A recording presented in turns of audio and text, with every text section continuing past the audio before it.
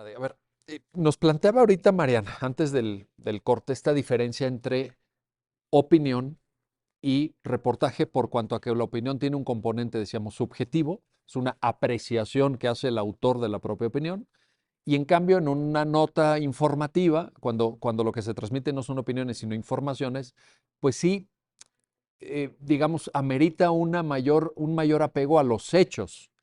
Ahí entra un concepto que la sentencia incorpora y que incluso en la discusión contemporánea sobre la libertad de expresión, pues es antigua porque ya estaba en New York Times versus Sullivan de la Corte Suprema de Estados Unidos, que es veracidad. Te lo planteo porque eventualmente alguien que esté viendo el programa dice, oye, a ver, ¿veracidad es lo mismo que verdad? ¿Es lo mismo, Manuel? No, no, y este punto es muy importante para tratar estos temas de libertad de expresión. Eh, Como lo comentaba hace ratito Mariana, en este tipo de asuntos hay que verificar y hay que poner especial énfasis en el tipo de documento que está en controversia. Podría ser un reportaje, podría ser de estas noticias en donde escuchamos hechos, ¿no? Por ejemplo, el tráfico estuvo pesadísimo hoy porque hay una manifestación en Reforma de Insurgentes, ¿no? Estamos ante hechos, ¿no? Hechos. Las opiniones se vierten en otro tipo de trabajos periodísticos como las columnas. Ajá. Estas columnas pueden contener tanto hechos como opiniones. Ajá. Entonces, lo que opera cuando se trata de hechos u opiniones que tienen relación con hechos es de que haya cierta veracidad, pero no hay que confundir, como bien lo expresas, o más bien surge esta duda, ¿es lo mismo veracidad que verdad? No, no lo es. ¿Por qué? Porque debemos de tener en cuenta que el ejercicio del derecho a la libertad de expresión como parte de un desarrollo social democrático debe de tener cierta tolerancia, incluso al error, ¿no?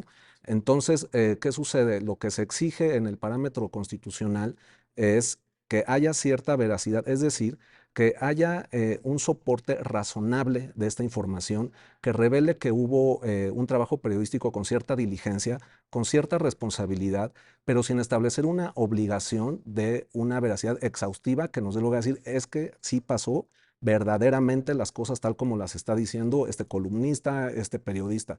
No, ¿por qué? Porque a la larga esto nos va a llevar a una limitante al derecho a la libertad de expresión, nos va a llevar al extremo de exigirle al periodista o a quien expresa la opinión, eh, casi casi como si fuera un juez, ¿no? De danos una... Y que a veces ni siquiera un juez, ¿no? Sí, porque también existe la Claro, figura del error judicial. exactamente, Sí. exactamente. Entonces sería a la larga una limitante al ejercicio de este derecho. Entonces no, esta veracidad a lo que se refiere es a que haya un soporte más o menos razonable que evidencie que hubo una diligencia y cierta responsabilidad soportada en ciertas fuentes, ajá, porque tampoco nos vamos a poner a exigir el tipo de fuente en la que se debe soportar un periodista, sino que haya cierto tipo de soporte de estos hechos para poderlos dar a conocer a la opinión pública. Claro.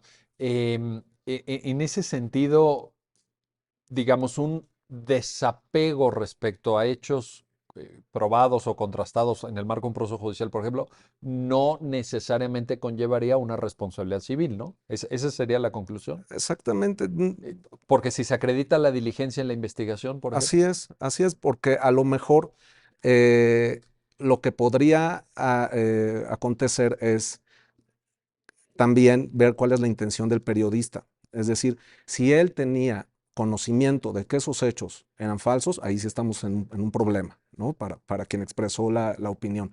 Pero si las fuentes que utilizó fueron más o menos razonables o se demuestra que hizo una labor meramente periodística y después existe algún error, bueno, pues el derecho a libertad de expresión también permite que haya un derecho como de réplica para corregir este tipo de errores. Y equilibrar de esa manera el Exactamente, efecto que hubiera podido tener exactamente.